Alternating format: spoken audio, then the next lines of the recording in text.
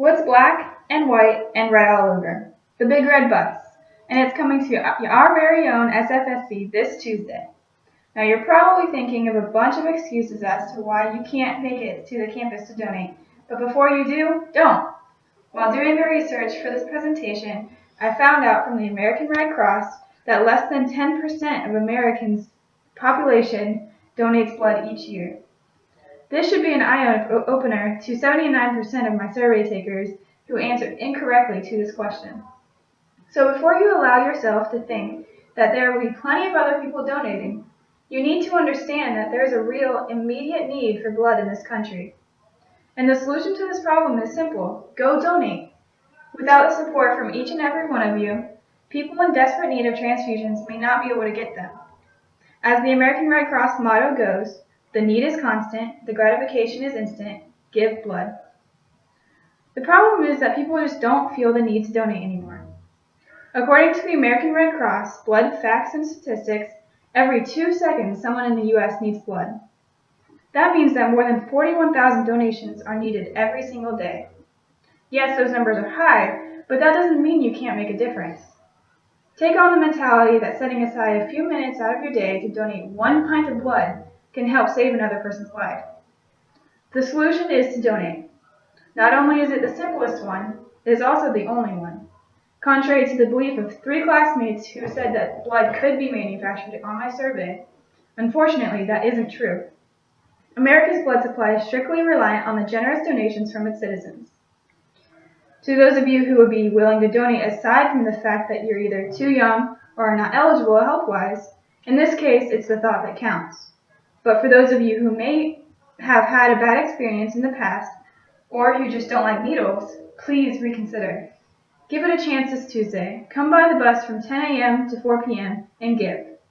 You'll even get 2 free movie ticket vouchers for your donation, along with the satisfaction that comes from knowing that you just made a difference in someone else's life. According to the New York Times article by Matthew Wald, the blood industry is in decline. Can you imagine what would happen if someone couldn't receive a blood transfusion who needed it right away due to a shortage? It makes me think of the time my mom was pregnant with my sister. My dad's blood is positive, my mom's is negative. So when my mom became pregnant with my sister, who inherited my dad's positive blood, she got hemolytic disease, which is when the incompatibility of the positive and negative blood types causes the mother's immune system to attack the baby's red blood cells. It can cause the baby to have anemia, which is a very serious problem, so the treatment the doctors chose was a blood transfusion. Without it, my sister would still be suffering from the effects of that disease. Instead, she is completely healthy, all because someone decided to donate their blood. Now let's take a look at another person whose life has been impacted by the donations of others. Ethan Wright is a typical 13-year-old who likes to play video games, hang out with my friends, either face-to-face or over the Xbox. and wants to be a professional chef. I just like food and it, just all the concepts you could do with it. The 8th grade teenager is battling earwing sarcoma, a form of bone cancer in his hip.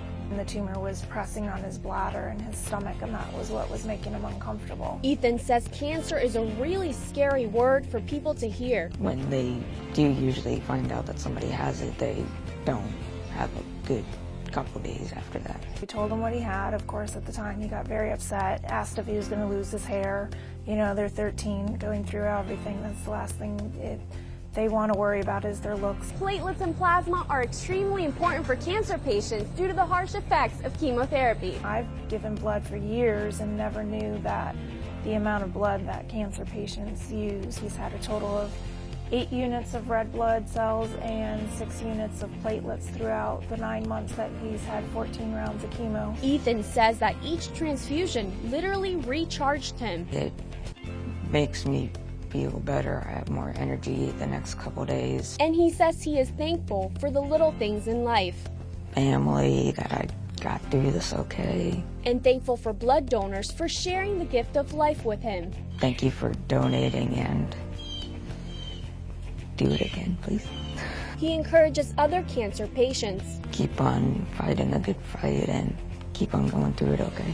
Ethan has finished chemotherapy for now and expecting test results in the next couple of weeks to determine if he's in remission. We have a whole day of tests to hopefully we can say that we've beat this and we can start moving forward. And we're all sitting there biting our nails waiting to hear the good news. I'm Stephanie Zorn reporting for One Blood. Here's what I want you to do. Write it, type it, or speak it into your calendar. Tuesday, November 25th, pick a time from 10 to 4 and go donate your blood. The opportunity is right here in front of you. Donating your blood is such a small task that will make such a huge difference in those whose lives depend on it. Set an example for your friends, family, and peers. Show the world you care and climb aboard the Bloodmobile.